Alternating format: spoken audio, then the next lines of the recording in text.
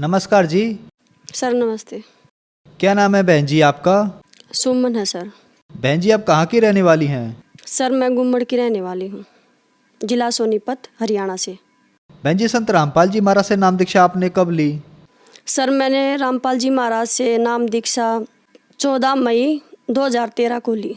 बहन जी संत रामपाल जी महाराज से नाम दीक्षा लेने से पहले क्या आप कोई भक्ति साधना भी करती थी? सर जी मैं संत रामपाल जी महाराज से नाम दीक्षा लेने से पहले जो हमारे पूर्वज करते आ रहे थे वहीं पूजा करते थे हम, जैसे हनुमान चालीसा पढ़ना, शिव को परमात्मा मानना, विष्णु को मानना। किसी ने बृहस्पतिवार के व्रत बता दिए वे करती थी, नवरात्रे भी करते थे, मंडी देवी देवता हम सभी पूजते थे जो हमारे पूर्वज करते आ रहे थे।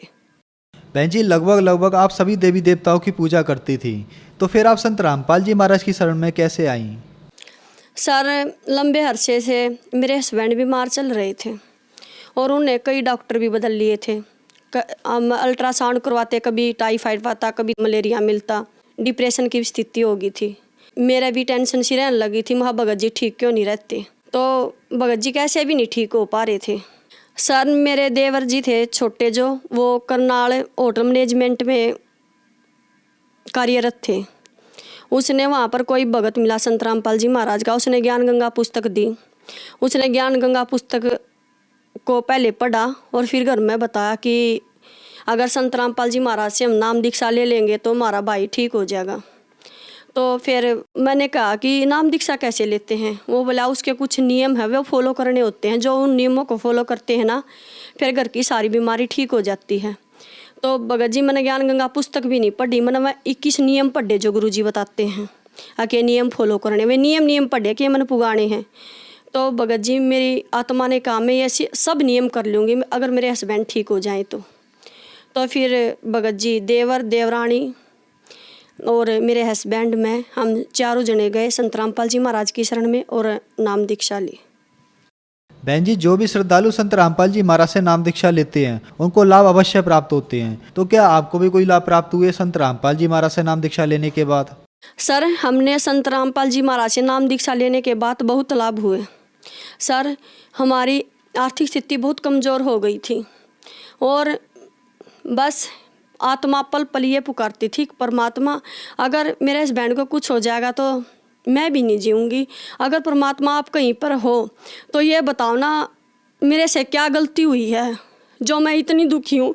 सब कुछ करते करते भी मेरे हस्बैंड बीमार है, मेरे से देखे नहीं जाते थे भगत जी। वो उनका खाना भी ख़त्म हो गया था, खाया नहीं जाता था और 3 महीने से वो सोते नहीं थे। वो मैं लेटती थी रात को और वे आंगन में से चक्कर लगाते थे, मेरे से देखे नहीं जाते थे भगत जी। फिर संत रामपाल जी महाराज से हमने अरदास करी भगत जी। संत रामपाल जी महाराज से कहा गुरु जी मेरे हस्बैंड बीमार है और ऐसी ऐसी परेशानी है। गुरु जी ने कहा बेटा भक्ति करो, परमात्मा दया करेंगे। भगत जी उस टाइम मेरे विश्वास नहीं था कि जो कह रहे हैं गुरु जी वो सब सच होगा, लेकिन और कोई चारा था ही नहीं।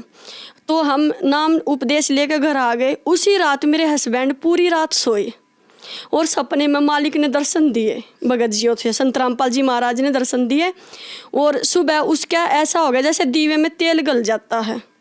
उसके चेहरे में भी चांदना रोशनी सी नज़र आई।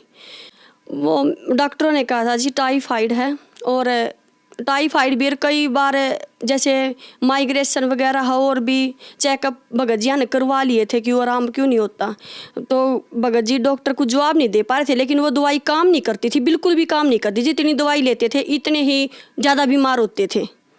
लेकिन संत रामपाल जी महाराज के आशीर्वाद से जो दवाई घर में बाकी रहती उन्होंने काम करना शुरू कर दिया और उन्होंने ठीक हो गए उन्हीं दवाइयों में। और भगत जी मेरे ना काख में गांठ थी भगत जी, वो 4-5 साल से थी। मैंने कभी भी ध्यान नहीं दिया, ना उसमें दर्द था ना कुछ था।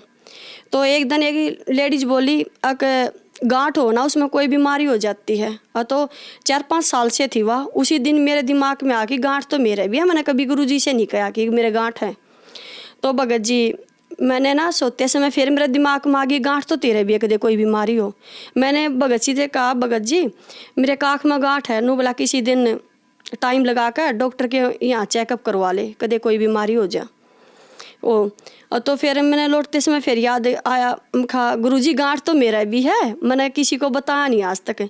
उसी दिन परमात्मा ने सपने में दर्शन दिए, आशीर्वाद दिए। संत रामपाल जी महाराज ने सपने में आशीर्वाद दिया और मैं सुबह उठी, मेरी काख की वो गांठ बिल्कुल ख़त्म थी भगत जी। ना मैंने कोई दवाई ली, वैसे ही बिल्कुल ख़त्म थी। संत रामपाल जी महाराज से उपदेश लेने के बाद सर जी हमारी आर्थिक स्थिति बहुत अच्छी है, घर में किसी प्रकार की कोई भी समस्या नहीं है। हम सब सारा परिवार भक्ति करते हैं परमात्मा की और सब सुख शांति है भगत जी। बहन जी, संत रामपाल जी महाराज से नाम दीक्षा लेने के बाद संत रामपाल जी महाराज ने आपका जीवन सुख से भर दिया, तो जो समाज आज आपको देख रहा है वह भी किसी न किसी अन्य बीमारी से परेशान है, उनके लिए आप क्या संदेश देना चाहेंगी? सर संदेश तो हमारे संत रामपाल जी महाराज ही दे सकते हैं। मैं भगत समाज से ही प्रार्थना करती हूँ जी कि जिसके भी कोई बीमारी है, जिसको भी कोई लाभ लेना है, ये देवी देवता हैं, ये इतना ही दे सकते हैं जितना हमारा कर्म बनता है, उससे ज़्यादा नहीं दे सकते। अगर लाभ भी चाहिए तो संत रामपाल जी महाराज की शरण में आओ। परमात्मा ने अपनी वाणी में कह रखा है, अगर आज पाठ भी चाहिए तो हमरा धर ले ध्यान। परमात्मा संत रामपाल जी महाराज की शरण में आओ और अपना कल्याण करवाओ।